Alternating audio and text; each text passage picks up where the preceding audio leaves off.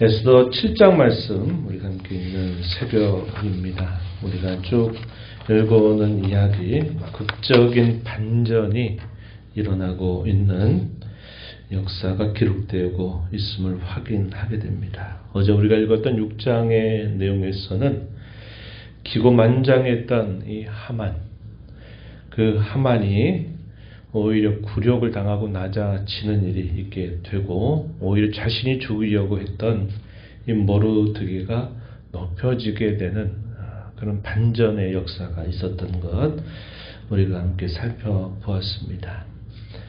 오늘 우리가 읽는 이 8장의 내용은 에스더가 두 번째 베푸는 잔치 자리에서 있었던 일입니다. 우리가 어제도 살폈던 것처럼 큰 위기 상황이 닥치고 민족과 자기 모든 그 백성들이 죽음을 당하게 될 위기 앞에서 하나님 앞에 간절하게 결단하고 기도하고 하나님께 의지하는 시간들이 참 힘겨운 시간들이었겠지만, 그렇게 했던 그들의 간절한 기도, 그들의 낮춤이 결국 하나님의 때가 되면서 하나님께서 일사천리로 역사하기 시작하는 내용들을 우리가 이제 확인해 보고 있는 겁니다.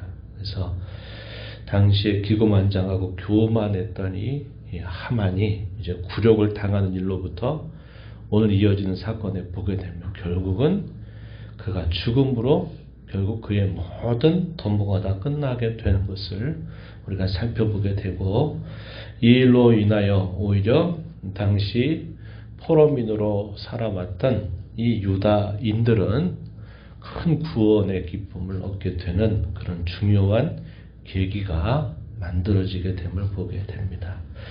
시편 1편 1절 우리 잘 기억하는 말씀이죠. 복 있는 사람은 악인들의 꾀를 따르지 아니하고 죄인들의 길에 서지 아니하고 오만한 자들의 자리에 앉지 않는다. 이 하만이 딱 보여주는 모습이 그겁니다. 죄인의 길에 서죠. 왕의 권위를 도용해서 결국은 왕에게 손해를 가져다 주는 일을 도모하고, 왕을 위하는 척 하면서 그런 악을 행하고, 또 교만한 자리에 앉아서 자기의 지위가 왕 아래에 있는 지위라고 하는 생각 때문에 얼마나 그가 기고만장하고 교만합니까? 또 그의 악한 음모를 결국 꾸며서 모든 유다인들을 다 죽이려고 하는 그런 계획을, 왕의 조서를 그가 써서 인장 반지를 찍어서 보낼 만큼 그런 악한 계획을 그가 세우게 되는데, 결국은 그런 모든 도모들이 다 없어져 버리면서 그가 결국 죽음으로 심판받고 끝나는 그런 일이 있게 된 것입니다. 둘째 날 두 번째 잔치 자리에 초대를 받습니다. 이미 그의 친구들과 이 하만의 아내는 당신이 하는 이 모든 것들이 이제는 아무것도 안 될 것 같다.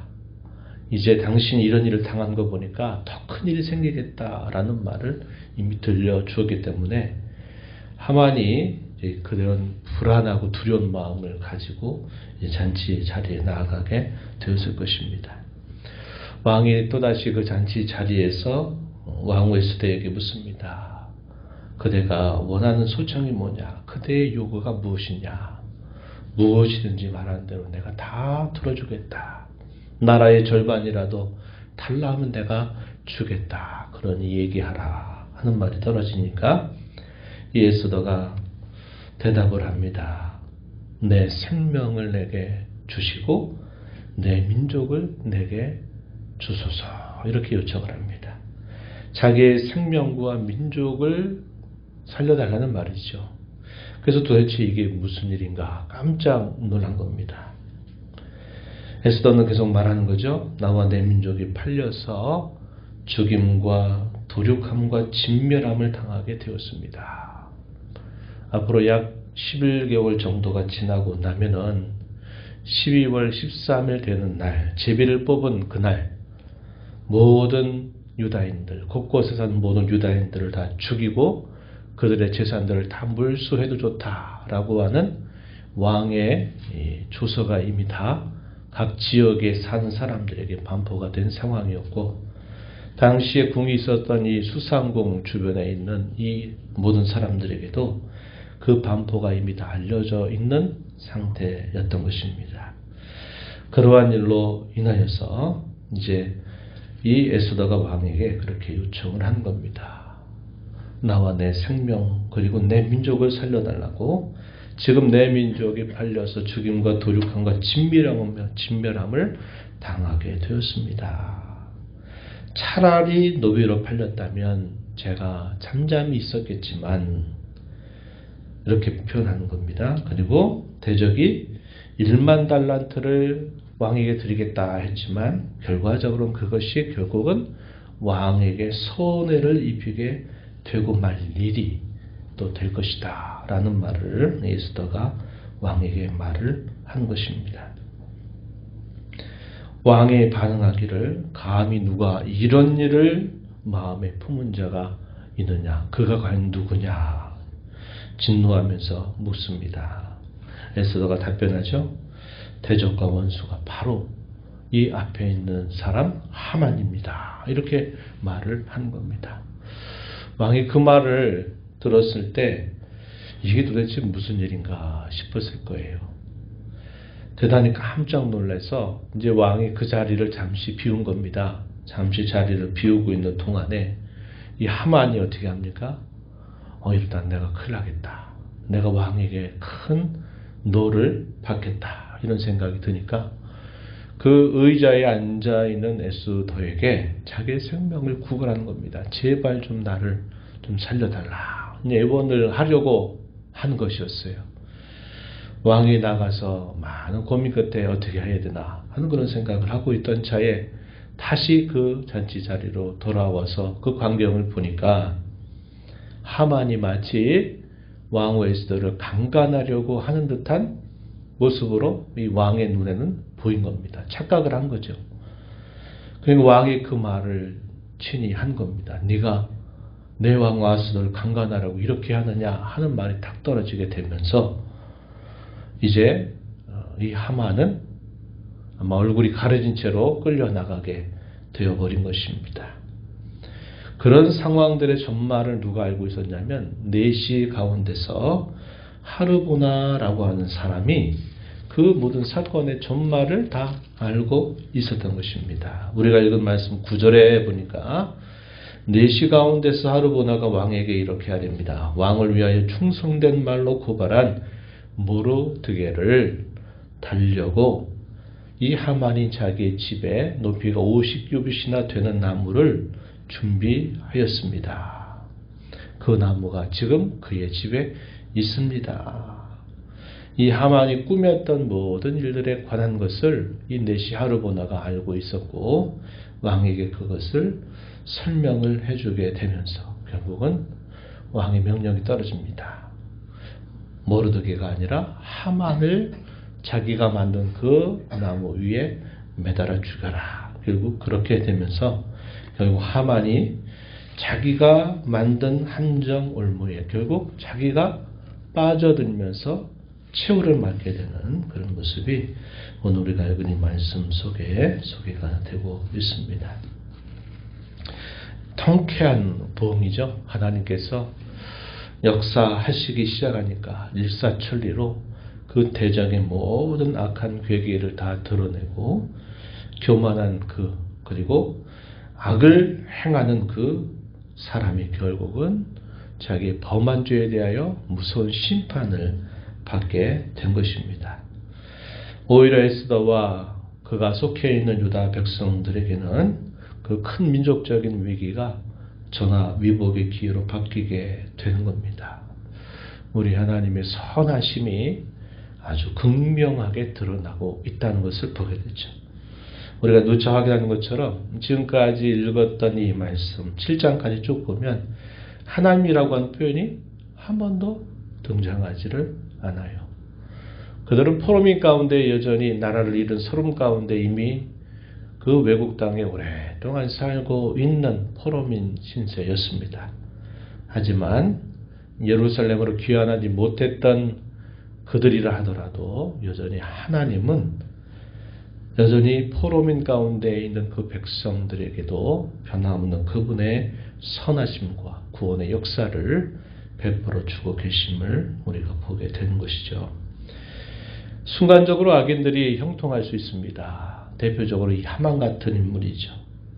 그가 갑자기 왕 다음이 높은 지위로 올라가면서 모든 사람들이 자기에게 엎드려 절하고 다 우러러 보니까 그 교만이 얼마나 커지는지, 자기에게 굴복하지 않는 한 사람 때문에 기분 나쁘다고, 그 한 사람만이 아니라 그의 모든 민족들을 다 죽이려고 하는 이 약한 일을 도모했던 그는 결국 비참한 종말을 맞게 됨을 보여주고 있습니다.